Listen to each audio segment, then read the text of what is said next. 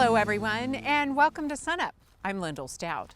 Oklahoma's wheat harvest is starting to wind down. And for an update on how things went this year, we're joined by David Marburger, our Extension Small Grain Specialist. And David, why don't we just kind of start with an overview of how things went around the state? Yeah, as you mentioned, Lyndall, harvest is starting to wind down for the most part when we look at Oklahoma. We're probably over 3/4 of the way done. And actually in southern Oklahoma, south of I-40, we're pretty well done there as we venture into central and north central Oklahoma. It's actually getting on the back end there too, starting to wind down. But harvest out in the Panhandle is really starting to pick up. Last week, the warmer temperatures, dry air, it's really pushed things along quickly out there, and so harvest is getting up and going out in that particular region. But for the most part, we've been moving along pretty well throughout the state with harvest this year. Overall, pretty good conditions. We did run into some rainfall events here and there in some certain areas. So in a few areas such as west central Oklahoma, they got delayed a little bit because of some of the rain. Let's talk about quality and kind of what we've been seeing at the elevators once the wheat's been delivered. So, well, biggest thing a lot of people are always interested in is yield. Yields have been kind of all over the board depending on where you're at. Seeing yields within the mid-teens to mid-20s, but a lot of yields coming in the mid-30s, mid-40s, other yields coming in a lot better than that, 50s, 60s, pushing even 70 bushels per acre. Test weight for the most part has been hanging in there. Earlier reports were coming in, test weights above 60 pounds per bushel. As we've kind of gotten delayed in some of those areas because of some of the rainfall, the test weights is starting to drop a little bit, but still overall test weight's pretty good in the high 50s for the most part. Early reports on some of the other quality characteristics we think about: protein, a lot of protein levels coming in at about that 10.5 to 11.5% range. It's not to say that we have had some grain samples come in with better protein than that, but overall kind of been a little bit lower than where we'd like to see it, which was what we kind of expected when we were going into harvest this year. So as we continue to finish up harvest, we'll see where we kind of end up in terms of quality. We'll get some of those samples sent in to start looking at some of those other quality characteristics as well and see how that's been faring based on the grain samples we've been getting this year. We're standing here in the variety test plots and they've been harvested. You have these around the state. You have some data that's coming in and you and the team are putting that together. What's the progress on that? Absolutely. So we've got a number of locations that span basically across the wheat belt within Oklahoma, then out into the Panhandle region, and we can't forget about northeastern Oklahoma. And we have 4 sites out in the Panhandle region right now. Those are our only sites which are remaining. But for the remaining locations, there's about 15 of them around the state. Those have been harvested, and those results are actually available on the homepage of the wheat.okstate.edu website. Okay, and it's a good thing for producers to kind of take a look at between now and planting time so they can make some decisions about what kind of seed they may want this coming year. Absolutely. A lot of different varieties in the trials this year.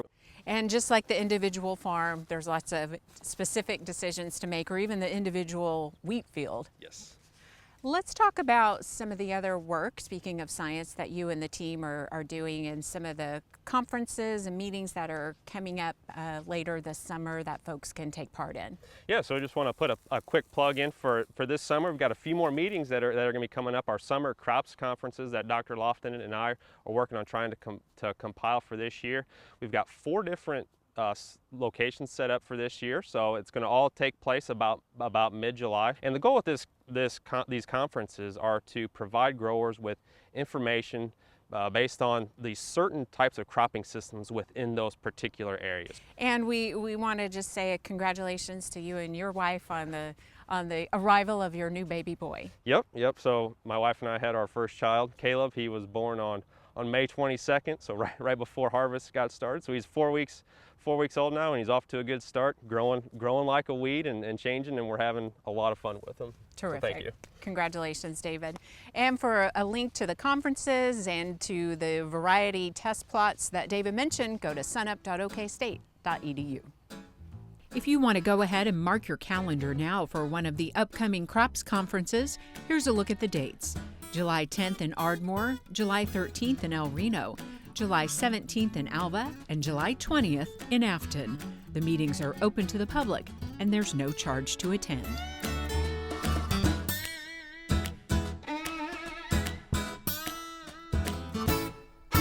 As part of this week's show, we're feeling a little bit nostalgic and taking a look back at some of our favorite SUNUP harvest stories. We hope you enjoy them. After a quick tune-up and a few other adjustments, both combines are moving again at the Wadle family farm near Cordell. We're just a little bit south of dead center of Ouachita County. Gary Wadle is the patriarch. He manages the cattle side. Son Jared is Gary's business partner and oversees wheat production. But this year, compared to last year, we're cutting 7 to 8 times as many acres of wheat, and we'll take in 20 times the bushels. And this year, they have quite a crop. The Wadles planted about 4,000 acres total, much of it for grazing cattle. I mean, we're making 10 to 12 times the bushels we had last year. We're cutting a lot more acres too. Oh, it's about 90% more than last year. Like this particular field, the adjustment on it last year for insurance was under 2 bushels an acre, and it's probably making in the low to mid 30s maybe, and it's not as good a wheat as we've got, but it's a very bountiful harvest compared to last year. We basically didn't have a harvest last year. Debbie Wadle is Gary's sister. She's also a spokeswoman for the Oklahoma Wheat Commission and is happy to be back helping out the harvest crew. I was home for 2 days last year for harvest, and I'll probably be here for 3 weeks this summer. Spirits are high, but last fall, different emotions entirely. In the middle of record drought, many Oklahoma producers dusted in their wheat seed at planting time and kept their fingers crossed for rain. Somewhere around the 15th to 20th of October, we got a 2-inch rain, and it just made it. And then about a week later, we got a small rain where all the wheat could come up without getting crusted over, and it was just perfect. We were really, really lucky. Even that first rain 2 weeks ago, when everybody had started harvesting, it was slow. It was a day and a half. It was anywhere from 1 inch to 2 inches around here, and it was perfect. It didn't make a mess. We were back in the field 2 days later. And they've been rolling steady ever since. The day before yesterday, we went from 9 o'clock in the morning until about 1 o'clock at night. Nathan Kaiser is the summer hand who runs the second combine alongside Jared. I graduated on Sunday and I drove down Monday. It's Nathan's first harvest, and he's hooked. No, I had no idea how to drive a combine a week ago. And what have you learned? Keep the header out of the dirt, and when you go down the hill, you push down on the header, and when you go up the hill, push back up. Come fall, though, Nathan will be a college freshman, planning to minor in ag biology Unconditional. I knew it from the start. with a major in vocal performance.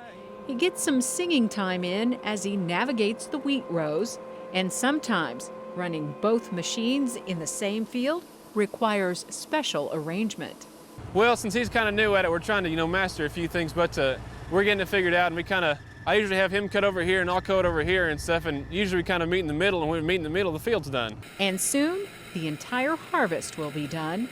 With nice wheat, high yields, and decent protein levels, Dad Gary is pretty pleased with son Jared's first full wheat crop as the guy in charge. He's really grown up. He's went to Stillwater and got him an education. He's come back now, and I couldn't achieve and I couldn't operate what we're doing without him to take charge and do a fine job at it.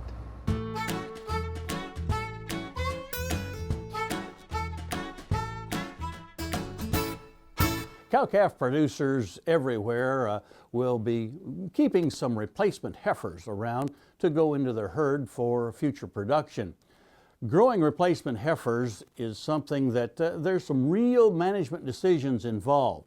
Whether we're going to grow these heifers at a pretty rapid rate, say about 2 pounds per head per day between weaning and their first breeding season, so that they're all big enough and in good enough body condition to where we have a high percentage of them cycling at the start of that breeding season, versus a program that may be more low input, lower cost, growing them at a much lower rate of gain. And in that case, we're going to need to keep more heifers around because we'll have a lower percentage of them cycling at the start of the breeding season. And in that situation, we basically let Mother Nature choose our replacement heifers, because then we would keep the ones that become bred and sell the ones that did not achieve a pregnancy in their first breeding season. as we're making that decision as to how we're going to develop replacement heifers, I want you to remember some details about genetics. Through the years, reproduction has always been listed as one of the lower heritability traits. And by that I mean that some estimates as low as 0 to as high as like 0.28 or 28% of the differences in reproductive capabilities being due to genetics. The rest of the differences are due to the environment, the management portion of this that we have some control over. Most recently, Iowa State University did a rather extensive study with 3,144 heifers coming from 5 different states, 6 different herds, and they followed those heifers through to where they could learn more in detail about the heritability of reproductive traits in beef heifers. What they found was that the heritability for what they call pregnancy rate, and they found the heritability was only 0.13 or 13%. That leaves 87% of the differences due to our management decisions. When they looked at what they call the first service conception rate, that proportion of the heifers that got bred at their first attempt, whether it was AI or the first breeding of a bull, the heritability of that was extremely low at 0.03, leaving 97% of the differences in first service conception rate being due to management. So as we're thinking through which strategy we're going to use and whether we think in the long term we're having a real impact on the reproductive capability of our herd, I think we want to remember the low heritability of these traits that affect reproduction in cattle, and maybe reconsider that the fact that management or the way we feed the heifers, the kind of weather conditions in which they're bred, the fertility of the bull, the success of the AI technician, all of these have a much bigger impact on the reproductive success of replacement heifers than do genetics. We hope that helps you, and we sure look forward to visiting with you again next week on SUNUP's Cow-Calf Corner.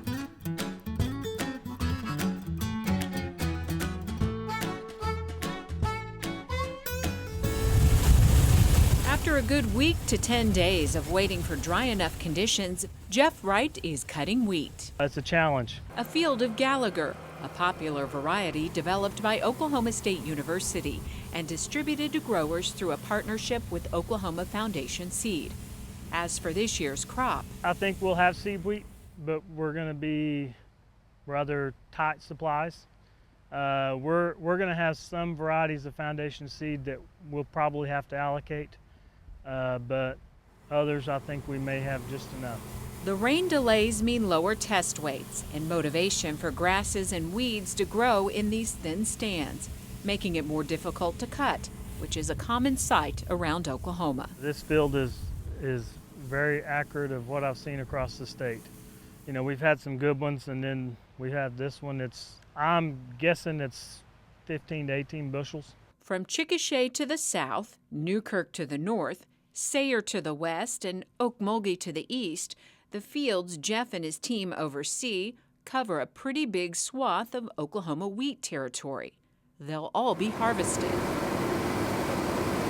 From here, the wheat's headed back to headquarters at Stillwater to be cleaned, stored, and bagged so it's ready for fall planting. Just to make sure we've got a pure variety. When we sell a bag of Gallagher seed to the farmer this fall, he knows it's Gallagher because that's what we put on the bag. Meanwhile, 3 counties to the southeast, a similar harvest for Paul Front and his father Ralph. The weather has played havoc with me in the last 2 weeks.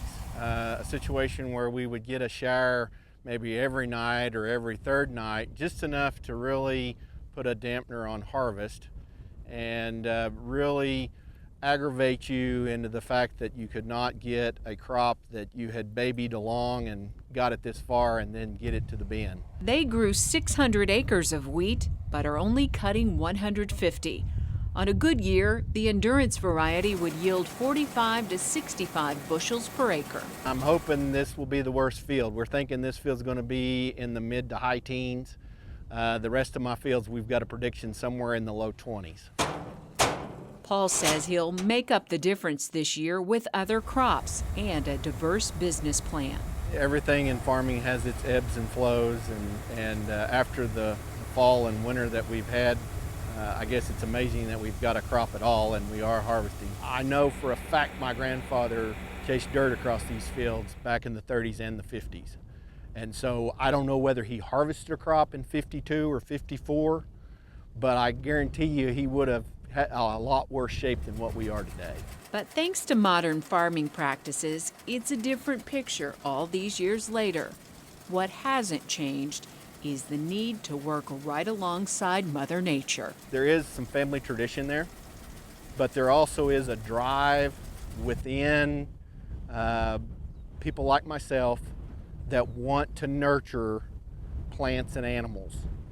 And by doing that, we continue to hold on and do the things that we do and try to figure out better ways of doing it, and so that we can put in another seed next season and start all over again.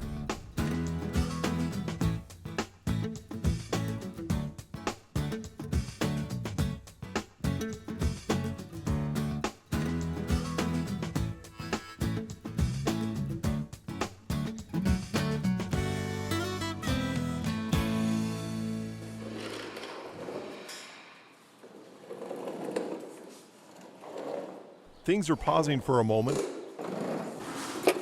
Improvising on the farm. Do a lot of that, it seems like. For what turned out to be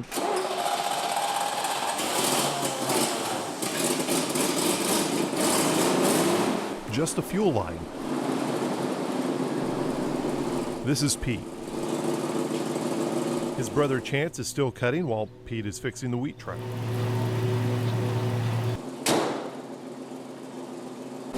They were paused, but not stopped.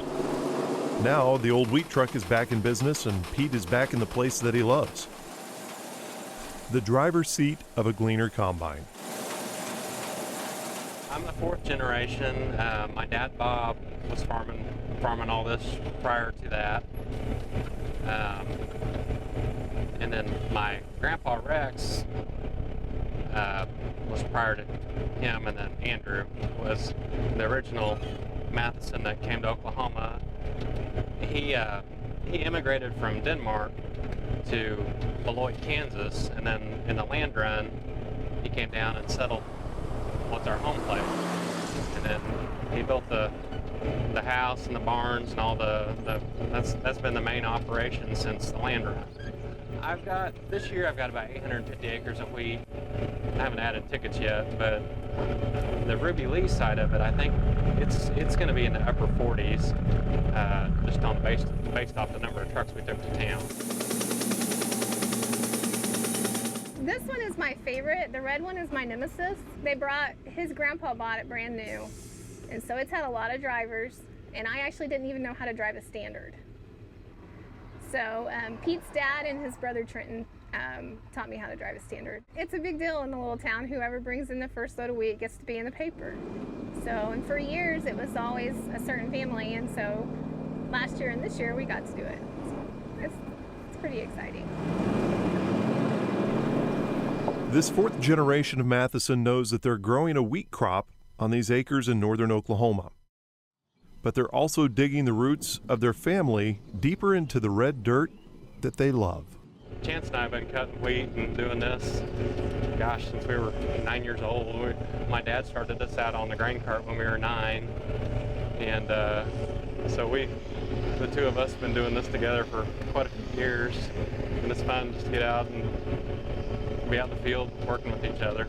My son will turn 10 in September, and I think next year he'll be mature enough that he can get out and start helping with the grain cart. I would be very blessed if him or my daughter Lily want to do this when I'm old and retired, and I can sit out like my granddad did in a chair and drink tea and watch.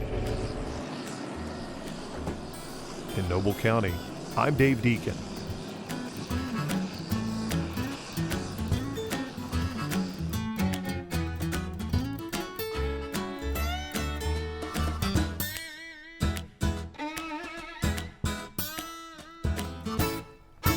Kim Anderson, our crop marketing specialist, is here now. And Kim, as we've heard already, the Oklahoma wheat harvest is pretty much winding down. The big question, did the crop meet expectations this year? I don't think it did. I think our yields were probably slightly less than we expected them to be. Our test weight is probably higher than we hoped it would be. And ironically enough, I believe we've got probably higher average protein than we thought we would before we went into harvest. If you look at test weights, they're probably going to average 60-pound plus. That's real good. Hopefully we got good milling quality wheat. You look at the protein, I was talking to a couple of elevator managers before the harvest, and they were hoping that we'd have 10.6 or better protein. I think we'll probably get 10.8 to 11 on the average. So our protein is higher than expected. So no, we surpassed expectations this harvest, and I think that's a good thing. Since late April, wheat prices have been kind of on an uptrend of about $1. Everyone wants to know, will this continue? I'd like to know that too. I think it's hit an upper limit. You know, watching that July contract at KC July, we was talking about 475, 480. We went up and hit that 480, bounced back off of that. I think the market is evaluating the hard red winter wheat in the United States. We've got a pretty good handle what it's going to be like. We're watching that spring wheat up there, but right now it's just a flip of the coin whether it's going to go up. Right now it's going to wait till it gets additional information. Let's talk about, you know, Oklahoma wheat crop being in the bin and what market factors could influence prices from here. That additional information we're talking about, the big thing we've been hearing about is the spring wheat up in the Dakotas, losing that crop up there. The Canada spring, hard spring wheat with that high protein is coming in, or the expectations are declining. So that's been positive for our prices. The market's going to continue to watch that. Then our foreign wheat crop. If you look at around the world, the U.S. crop's projected to be about 21% less than last year. But if you look at foreign wheat, it's expected to be maybe 1 or 2% less than last year. So we're watching that crop. Then if you look at the exporting countries, you know, that for hard wheat, Argentina, Australia, Canada, the United States, you look at those countries, and production is probably going to average about 10% less than last year. So that's our expectations. So if we can get lower production on total foreign wheat, lower production on the hard wheat producers, then the prices will continue to go up. We get above average production on those, it's going to go down. Remember, our trend is set in the late August, early September or September time period. Naturally, there's got to be some renewed optimism, if you will. So with that in mind, should producers store or sell? I'm saying don't get greedy. I mean, you've got a dollar rally since late April. I think you need to take advantage of some of that. Will it go up or down? We said that's 50-50 chance. I'd sell it, you know, do the third now, September, October, the final third, November, December.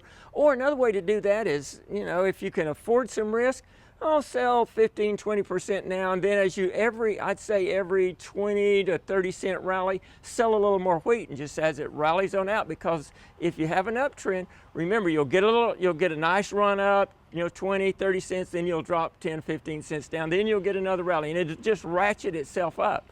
Also ratchets itself down, so we got to watch that. So I'd staggered in the market. That's the type of strategy I'd have this year. All right, Kim, thanks a lot. We'll see you next week.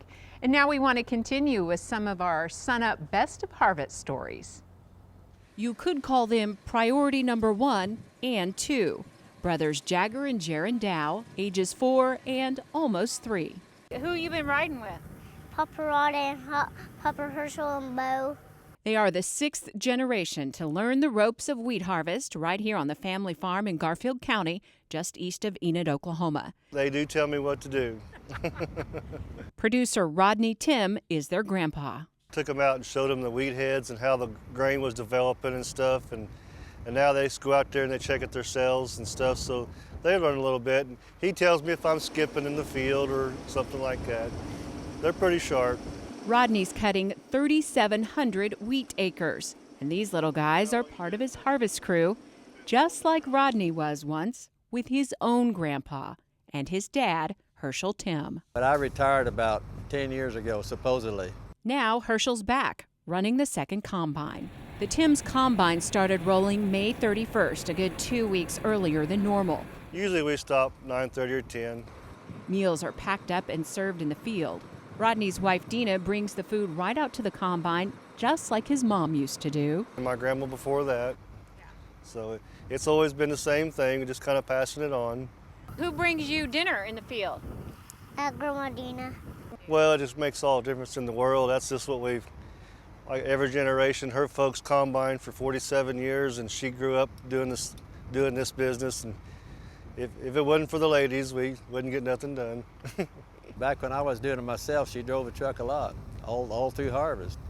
Plus done the cooking and raised the kids. As the combines roll, even yours truly hops on board to take a round with my Uncle Herschel, just like I did with him as a kid. Talk in the field is about weather, wheat quality, and of course, those high prices. Until this year, Rodney had his own custom cutting business. We missed my oldest son's football season when he was a junior and senior. We thought with the grandsons we weren't going to do that kind of thing. We thought we'd just stay home and try to make the farming work more on its own. And teach the grandsons a thing or two. What's that? A green corn tractor. Everything's a rush at harvest time, but don't get in that big a rush. Little ones want to see what's going on. And turn a less than stellar harvest into fond memories for the next generation. For SUNUP, I'm Lyndall Stout. That'll do it for us this week. Remember, you can find us anytime on our website, sunup.okstate.edu, and also follow us on YouTube and social media. I'm Lyndall Stout. Have a great week, everyone, and remember, Oklahoma agriculture starts at SUNUP.